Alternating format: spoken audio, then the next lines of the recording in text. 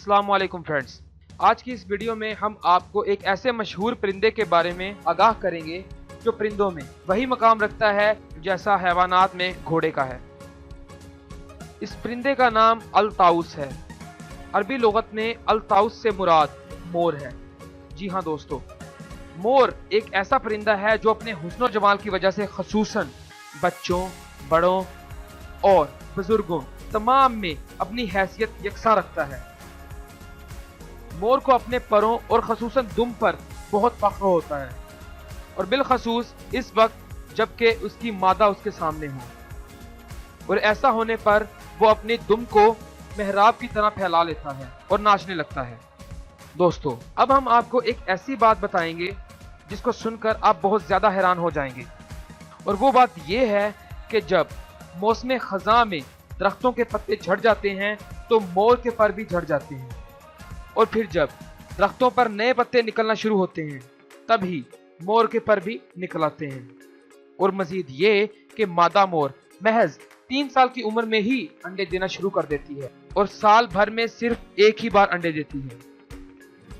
मोर मौसम बहार में मोरनी से जुफ्ती करता है। जब मोरनी अपने अंडों को सीती है तो मोर उससे अटकेलियां करता है, जिसकी वजह से अंडे टूट जाते हैं।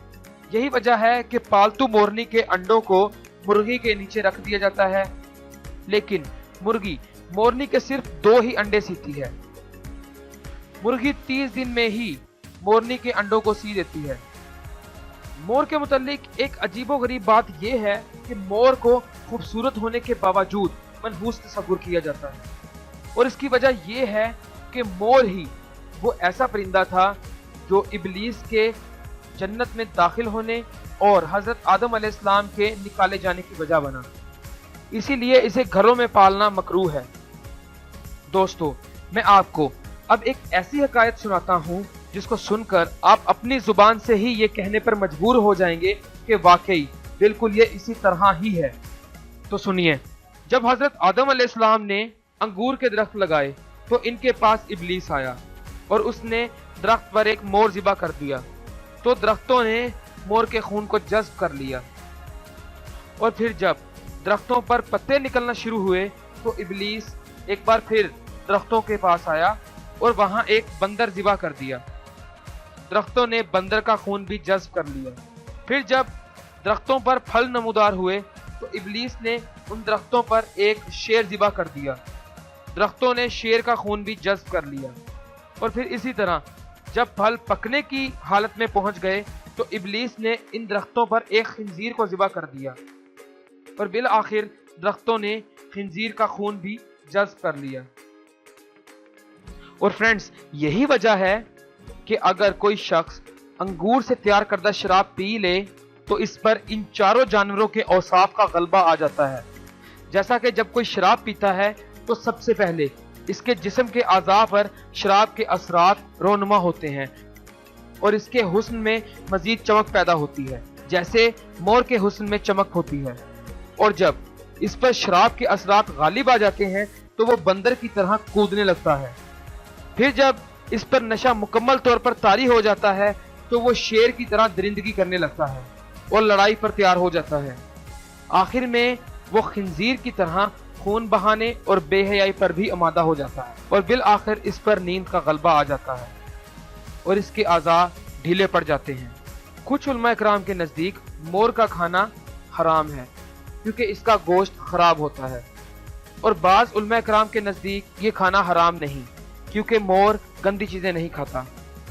इमाम आज़म अबू हनीफा रज़ी अल्लाह ताला अन्हा के नज़दीक मोर या दूसरे परिंदों की चोरी करने वाले का हाथ नहीं काटा जाएगा, लेकिन इमाम शाफे, इमाम मालिक और इमाम अहमद रज़ा खान रहमतुल्लाह अलैह फरमाते हैं कि परिंदों की चोरी का हुक्म भी आम अशिया की चोरी की तरह ही है, इसलिए चोर के हाथ काट देने जायज़ हैं। मोर के बारे में कुछ खास बातें, वो ये कि मोर का गोश्त बहुत ही उम्दा और मैदे के लिए नफा बख्श होता है। मोर का गोश्त गर्म मिजाज वालों के लिए बेहद फायदेमंद है। इब्न ज़हर ने मोर के खवास में लिखा है कि जब मोर किसी जहर आलूदा खाने को देख लेता है तो इसकी खुशबू को सूंघ कर वो बहुत खुश होता है।